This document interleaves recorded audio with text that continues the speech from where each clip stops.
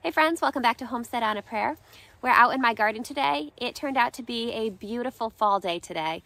Now, if you look behind me, you'll notice that my garden is not looking all that wonderful. That's because we had our first frost last night. So we are out here kind of in the wreckage of our summer garden. Now, the main thing that I want to share with you guys today is that I got some really exciting mail. So as kind of an end of the gardening year closeout sale, MIgardener has been selling grab bags of seeds of the 2022 season seeds. And so I think it's 30 packs of seeds for $19.99, which is a really good deal for seeds.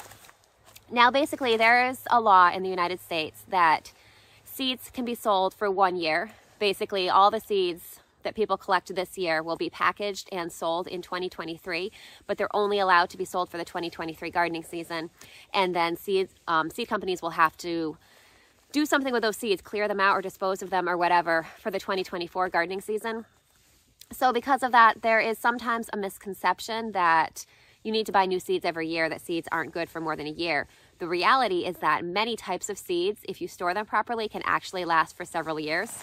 So if you take advantage of some of these closeout deals, some of these closeout sales that seed companies have at the end of the year to kind of try to clear out some of that inventory before they won't be allowed to sell it anymore, you can get some really good deals that way. So I got a pack of grab bag seeds. I have no idea what's in here. So this could be, it's a little different for me to get a grab bag because I'm normally one of those that researches and reads the seed catalogs cover to cover in great detail all winter long, and then really carefully choose kind of the specific seed varieties that I want to grow that year.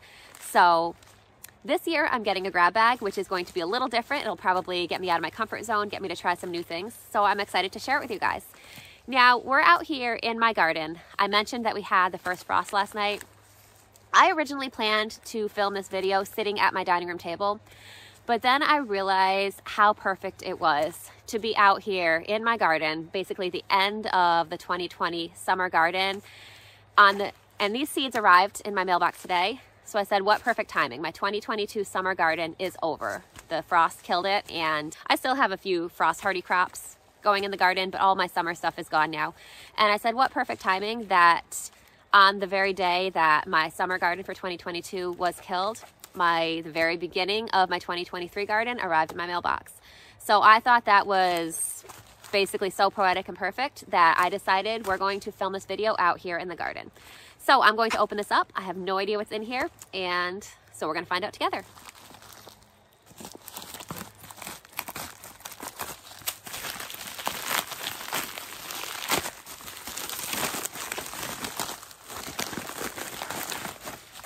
Okay, so they come packaged like this in a bag, and as you can see through here, the very first seed pack is orange Swiss chard. Now, I got the grab bag that is 30 packs of seeds. I believe they said on their website that every grab bag is going to be different. So if you get a grab bag from them, you're not necessarily going to have the same assortment of seeds that I got. So if you did get one, I'm curious to see what you ended up with. So I'm just gonna open this up. We'll go through them. Now, I have grown Swiss chard before.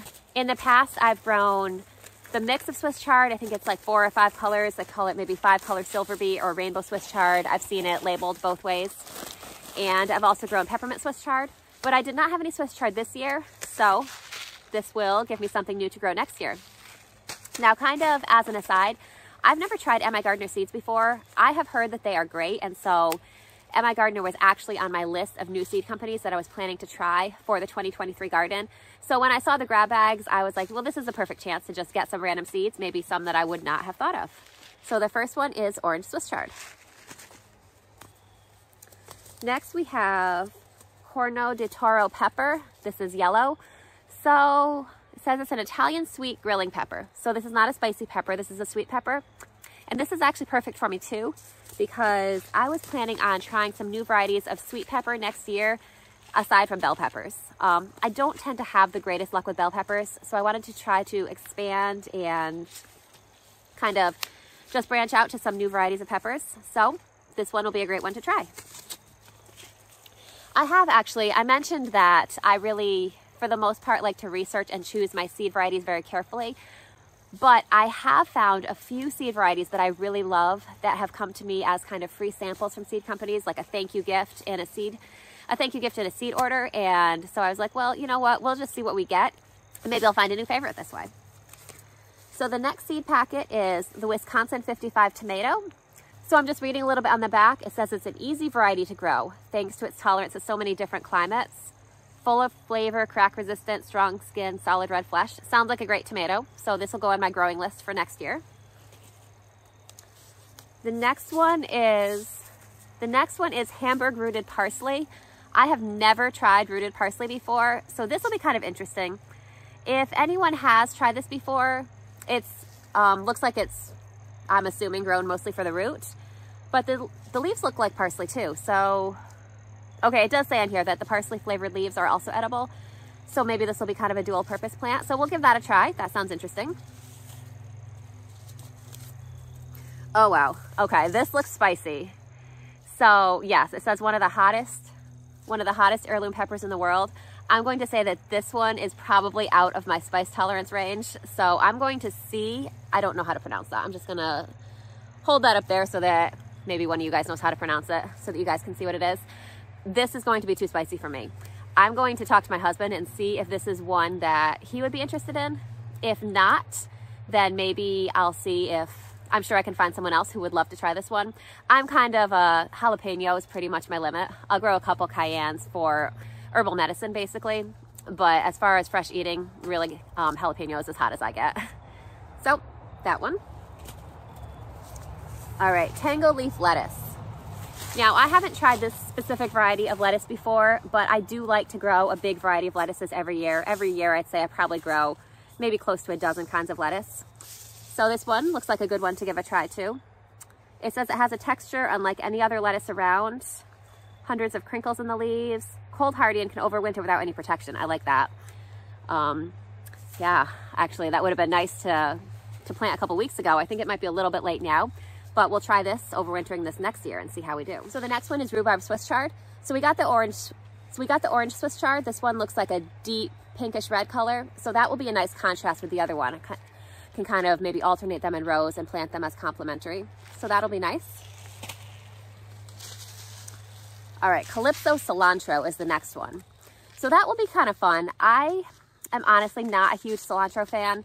I don't think I'm one of the people with the genetic thing that makes it taste like soap. It doesn't really taste like soap to me. I like it in very small amounts. Just to me, it's very easy to overdo. My husband does not like it at all. So my daughter does like it. So we may grow some of this for her, maybe a little bit for me. We'll see. Maybe I should end up coming up with some kind of giveaway or something for any seeds that I won't be using too, because we're going to make sure that none of these seeds go to waste. So I will either find someone to gift them to who will like the ones that I won't use, or maybe we'll do some kind of little giveaway or something. All right, next is the pink ox heart tomato. Now, tomatoes are my first love of the vegetable garden. I would grow all the kinds of tomatoes if I could. I have not tried this kind before, so I'm excited to try this one. It says, this heart-shaped tomato is meaty and solid, making it the perfect addition to sandwiches, sweet and juicy, also makes for delicious paste. So that sounds like a good all-purpose tomato. Okay, the next one is the Pompeii onion. So this looks like a white onion here.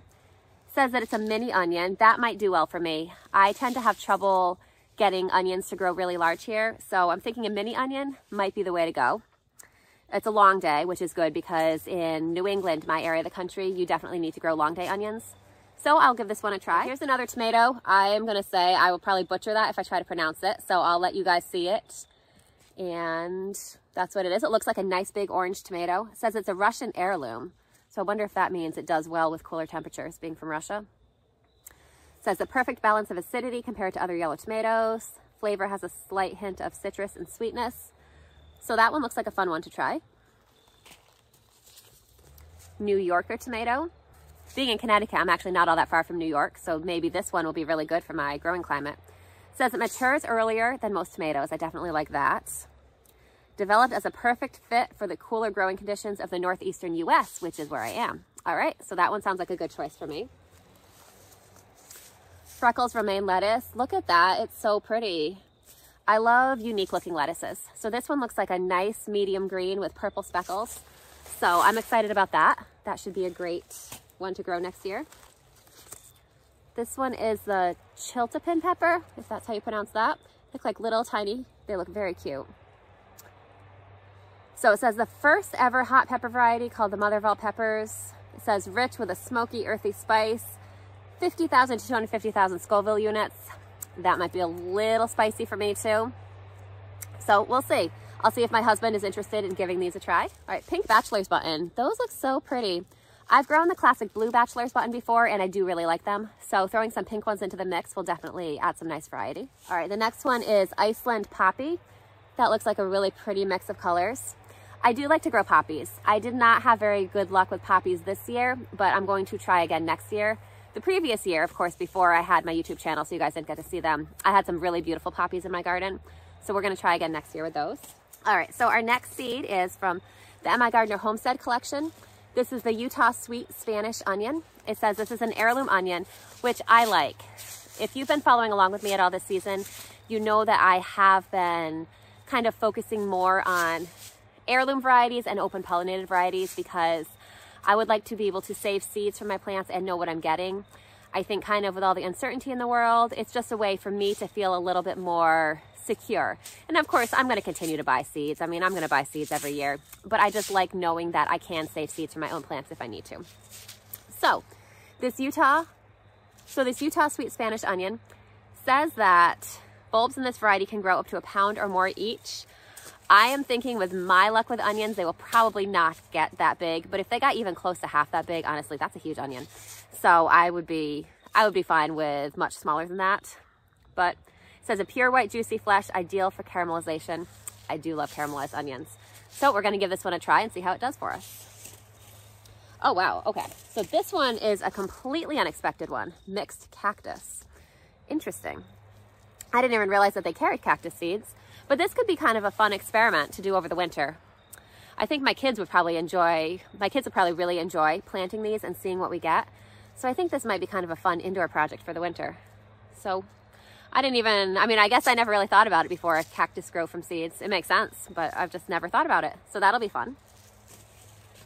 All right, next one. Watermelon beefsteak tomato. That looks like a nice, big, delicious tomato. So that will be a good one to try. It says fruits big enough you can get a meal for the whole family. That sounds like a nice juicy tomato. So that'll be a fun one to try. Next is oak leaf lettuce. That's another great variety of lettuce to have around. Next is the evergreen tomato. Now, I'm going to say I have never tried a green tomato variety before. Green tomatoes have always kind of intimidated me, partly because I feel like it, at least in my mind, seems like it might be hard to tell when they're ripe. Also, I'm not a huge fan of the flavor of green, meaning unripe tomatoes, but I am willing to give this a try and we're going to see how it goes. I will try a green tomato for the first time next year. Hold me to that, guys, because we're going to give the evergreen tomato a try. So let's see. It says it's a delicious heirloom, highly prized for its sweet yet classic green tomato flavor. Light yellow blush, so I guess that's how you tell it's ripe. So that sounds interesting. I'll probably try growing one of these and see how it does. Okay. The next one is another tomato. I'm not sure how to pronounce that, but this looks like probably a smallish tomato. Oh, okay. They give you a pronunciation guide in the back for people like me. Stupichka. Hopefully I pronounced that right. So Stupichka. Grows up to 4 feet tall, loaded with clusters of fruits. So it sounds like it's a pretty compact tomato plant. So that sounds interesting. Rutgers tomato. All right, I have grown this one before and it is quite good. So this is a good one to have on hand. Okay, next is the guardsman onion. Those kind of look like scallions with a little bit bigger of a bulb. So let's see. So it says it's a cross between a bunching onion and a bulbing onion. So apparently exactly what it looks like. It says it will be the earliest bunching onion in the garden, mild flavor with long tops. Similar to a scallion for overwintering in the north region. Okay, so scallions do overwinter in my area. So this might be kind of fun to just have a little more variety in scallion types. Okay, so the next one is the Hungarian yellow wax pepper. And that is, says varying from warm to moderately hot. That sounds more like my kind of heat level as opposed to those like crazy hot scorching peppers. I think that one sounds like one I could probably do. Very similar to the banana wax pepper, just not as mild. So we'll give this one a try. All right, the white wonder cucumber. That is pretty. I've got to say, I tried the silver slicer cucumber, which looks a lot similar It looks very similar to this. It's kind of that white, slightly bumpy cucumber. I tried that this year for the first time and I loved it. So I wonder if this is anything like it. Maybe I'll grow some of each next year and we'll compare, and then we'll see how they do. Okay, here's another bachelor's button. This one is black. That is pretty. Gotta say, something about black flowers. I remember when I was a kid, my mom used to do a lot of flower gardening. So all these flower catalogs would come to my house, bulb catalogs. I would look through them, and I always wanted her to try the black ones because they just seemed so deep and velvety. They just seemed so different from all the other flowers, and so I always wanted her to try them. But that was not really her style, and so she didn't really try them.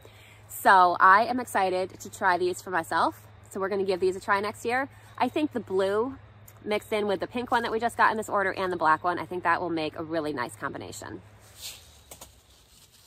Okay, so there's the second Calypso cilantro. I think the other one was a Calypso cilantro as well. I know there's two cilantros, so that one's the same as the other. So I guess just be aware of maybe you might end up with a duplicate. So far I just have a couple left, and that's the first duplicate I've gotten. This is edible chrysanthemum shungaku. I'm not sure if I'm pronouncing that right. It's pretty though. It looks cute and happy. It says it's a new staple addition to salads and stir fries, mildly bitter. Flowers bloom spring to fall. I like that. So that's pretty. I'll grow it at least. I'll grow some of these at least just for the prettiness of it. So mystery seeds. I have no idea what this is. It says all you need to grow this mystery seed: water, soil, care, and sun. You know what? I'm gonna open this up and I'm gonna see if I can guess what it is based on what the seed looks like. That looks to me like some kind of onion or onion related seed. I don't know if you can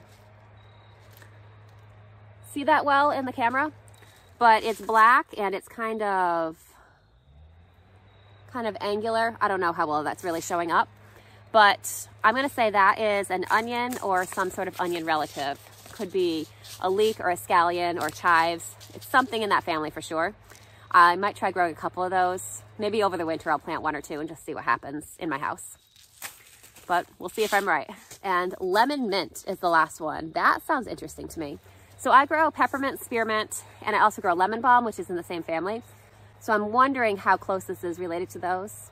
Okay, it says not a true mint. This variety is a dramatic addition to the herb garden. Cluster towers of purple flowers bloom to attract pollinators. That's good. Attracting pollinators is always good. The leaves have a bright lemony scent. Leaves can be used raw, dried, or cooked for seasoning in any recipe. So that sounds fun and interesting. I will have to look this up and see if this is, I know it says it's not a true mint. I'm not sure if that will be quite as aggressive as mint. If you've grown mint before, you know it tends to really take over and you kind of have to corral it. I have some on the edge of my garden that I have to deal with a little bit every season. Anyway, so when choosing a planting site for this, I am going to have to find out its growing habits. So that's the grab bag. So it looks like I got some really fun varieties. Some of them, there's a couple I think that I've tried before or tried a very similar variety before, and there's a lot that I have not tried. And honestly, some I probably would not have chosen for myself. And I think that is the fun of a grab bag, is that it kind of made me try some other things, and maybe we'll get some new favorites from these. So as we get closer to the growing season and I actually plan out the garden, we'll talk about which of these I'm actually planning to grow this year. So I'll definitely be getting, you know, just a few more seeds in the mail. Not really just a few orders maybe. I'll definitely be getting quite a few seeds in the mail over the course of the winter as we get close to the gardening season. So I'll definitely do some more seed haul videos as I start actually planning the 2023 garden and getting ready to actually sow seeds. We'll do some more videos talking about the types of plants that I will be growing this year and the specific, or next year, and the specific varieties that I'll be growing. So anyway, that's just something I like to do. I like to plan the garden over the winter because winter is a challenging time for me.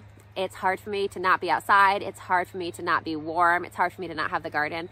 So just thinking and planning and dreaming about next year's garden really helps get me through the winter. So if you're anything like me, feel free to come join me and come dream along with me, and maybe we can just make some really exciting garden plans for next year. So I hope you guys are having a great day.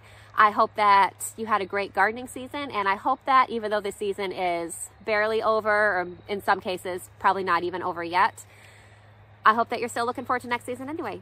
All right guys, I hope you're having a great day, and I'll talk to you later. See you next time.